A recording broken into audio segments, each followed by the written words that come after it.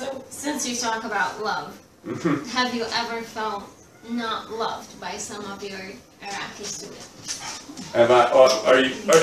Are you trying to tell me something? Did someone? No, I'm not trying to tell you anything. Yeah. You know you're my favorite. Yeah. Josie, come on, man. You're messing up the interview. Did I ever feel not loved by like as in they're mad at me? Or like they're... As in they're just that you were a soldier. Maybe they wouldn't look at you the same way they look at another teacher because you were there. You know, and maybe you would, maybe you've heard something that I've heard, but I've never felt that. No, I've never heard anything. I'm just asking. No, I've never felt that. Because if you have ever, then how did you deal with it? How did you get the student to, get over it? I think that's a really good question, and I think that's actually something that I've thought about too. Surprisingly, and I think this is what it is too. So surprisingly, but maybe not so surprisingly, they tend to, not always, but they tend to be the students I'm more connected with.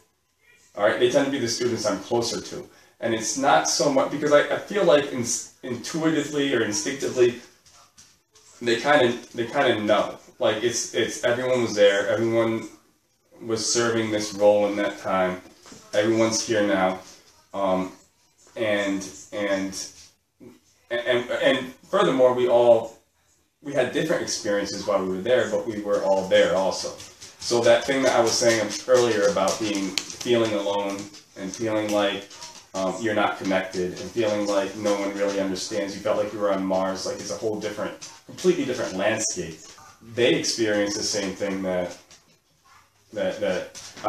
same thing that I experienced, and so I wasn't interested or ready to connect with other veterans. When I connect with these students, I do feel like we connect on a shared experience, right? On different sides of the fence. Do you think sometimes it becomes sensitive, what you share?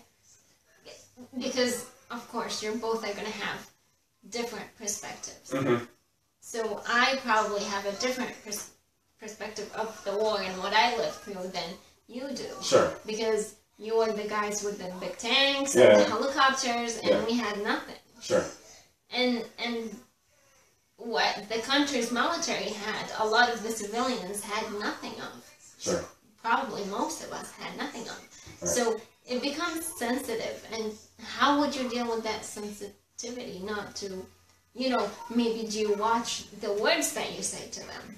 I don't, because I don't have it in me to do that either. Yes. I'm not going to watch what I say to them because I feel like I don't have any hate in my heart, and I'm not going to, and the truth is important. I also think that. And I want to hear what they have to say if they choose to share it with me. And it's not like I show up the first day of class and I'm like, hey, I'm Mr. Husky, I was in Iraq, and here are all the things I did, right? And that's not how it works either, right? I don't think I knew you were in Iraq until very much later, after we had known you. Yeah. So, I don't know if that's a good thing or a bad thing. Were you mad at me? No, I was not mad at you. I honestly felt like we also connected on a sensitive thing, and I felt like I had to watch what I say, which a lot of us feel like we have to watch what we say now. We can't say that maybe I was against the war or I was with the war because we don't know what actions may be taken against us. So at that time, when we had first met you, I felt like I had to watch what I say because, you always have that fear after you're in a war zone. You don't know who's a spy.